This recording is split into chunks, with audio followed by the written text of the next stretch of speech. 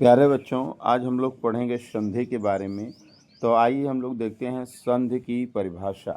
तो संधि का शाब्दिक अर्थ मेल या जोड़ होता है या योग होता है। तो चाहे हम मेल कहें, चाहे जोड़ कहें या योग कहें, तो यह किसका होता है? दो शब्दों का मेल होता है या दो शब्दों का जोड़ होता है या कहें कि दो शब्दों का योग होता है।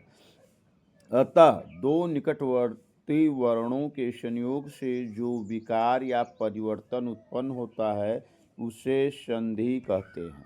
उदाहरण के लिए आप समझ सकते हैं। पहला उदाहरण है हिमालय। हिमालय दो शब्दों से मिलकर बना है, जिसमें हिम धन आलय है। हिम माने बर्फ होता है, आलय माने घर होता है। तो जहाँ बर्फ ही बर्फ होता है उसे हम हिमालय कहते हैं। तो हिम धन आलय का जो संधि होता है हिमालय कहलाता है। आइए उसी प्रकार देखें, महीधन इंद्र, महेंद्र कहलाता है। तो महान जो है इंद्र, उसे महेंद्र। अब हम पढ़ेंगे संधि के प्रकार। तो आइए हम जानते हैं संधि के बारे में। तो संधि तीन प्रकार की होती है: स्वर संधि, व्यंजन संधि और विसर्ग संधि। पहले संधि को कितने भागों में बांटा गया है?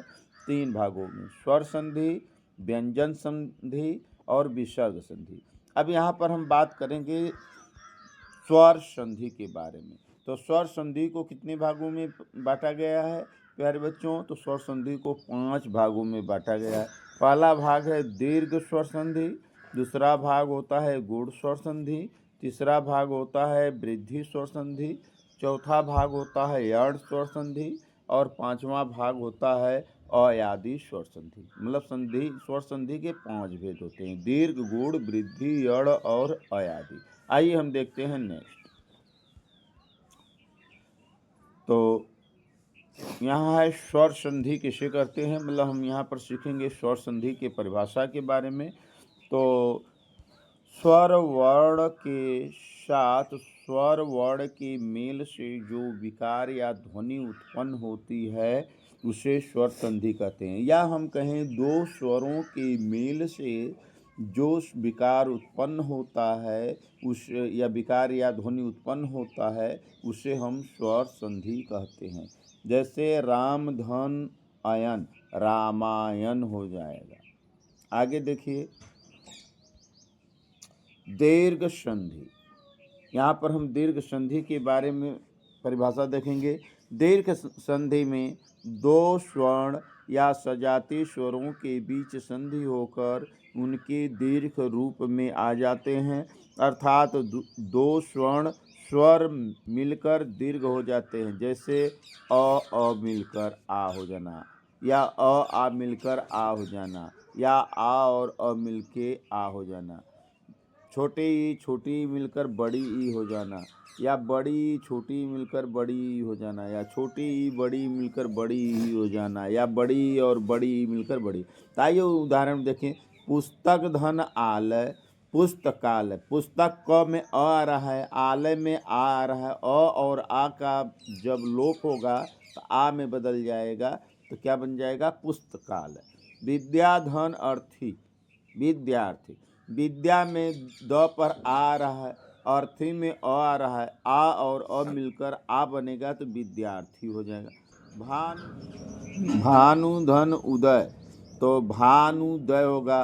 भानु में न पर छोटा ऊ का मंत्रा, उदय में ऊ और ऊ मिलकर बड़ा ऊ हो जाएगा, भानुदय। महाधन आत्मा, महात्मा। तो महा में आ और आत्मा में आ और आ मिलकर आ हो जाएगा तो महात्मा हो जाएगा। आइए हम देखते हैं नेक्स्ट। गूढ़ संधि के बारे में देखेंगे। यदि अ या आ के साथ ई या बड़ी आए तो ए, उ आए तो ओ और री आए तो और बनता है। इस प्रकार से बनने वाले शब्दों को गूढ़ संधि कहते हैं। देखिए प्यारे बच्चों, यहाँ पर है यदि अ या आ के साथ बड़ी या छोटी आए तो आय बन जाएगा, उ और उ आए तो औ बन जाएगा, री आएगा तो अर बन जाएगा। अगर इस प्रकार बनता है तो वह गूढ़ संधि कहलाता है। आइए देखते हैं इसके उदाहरण। जैसे नर धन इंद्र, तो क्या बनेगा प्यारे बच्चों? नर धन इंद्र नरेंद्र, हेमाधन इंद्र हेमेंद्र, नर धन ईश नरेश, महाधन ईश्वर महेश्वर, ज्ञान धन उपदेश ज्ञानोपदेश। आइए आगे देखते हैं। जल धन उर्मी जलोर्मी, महाधन उदय महोदय, दयाधन उर्मी दयोर्मी, देवधन ऋषि देवर्षि, महाधन ऋषि महर्षि। अब आएंगे हम लोग पढ़ेंगे वृद्धि संधि के बारे में। तो वृद्धि संधि में क्या होता है प्यारे बच्चों कि यदि अ या आ के साथ आय या आय आए तो बड़ा आय हो जाएगा, अगर ओ या आओ आए तो आओ बन जाता है। इस प्रकार बनने वाले शब्दों की वृद्धि हो जाती है, इसलिए इसे हम वृद्धि संधि कहते हैं। आइए देखते हैं वृद्धि संधि के बारे में। मत धन एकता हो जाएगा मतायकता, सदा धन एव सदैव, महाधन ओज महाौज, एक धन एक एकाएक, वन धन औषधि बनौषधि, महाधन ऐश्वर महाऐश्वर्य, महाधन ओजस्वी महोजस्वी, परम धन औषधम परमौषधम, तत्धन एव ततैव, महाधन औदार्य महोदार्य। अब आइए हम लोग पढ़ते हैं यड़ संधि के बारे में। यदि ई बड़ी ऊ या बड़ा ऊ और री के बाद भिन्न स्वर आए तो ई या बड़ी ई का य में, ऊ या बड़ा ऊ का व में, री का र में परिवर्तन हो जाता है, तो इसे हम यड़ संधि कहते हैं। आइए हम देखते हैं। इति धन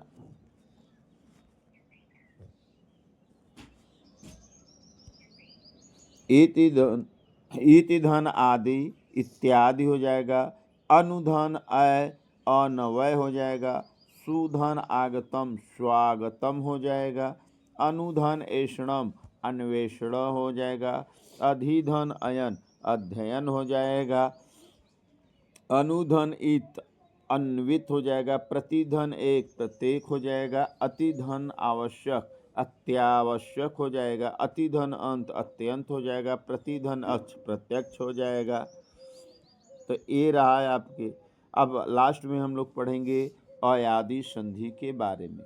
यदि ए या ऐ ओ और औ के बाद ए ऐ ओ औ के बाद भिन्न स्वर आए तो ए का आय का आय, ओ का औ का आव हो जाता है।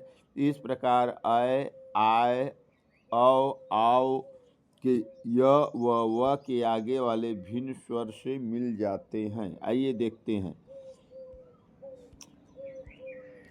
तो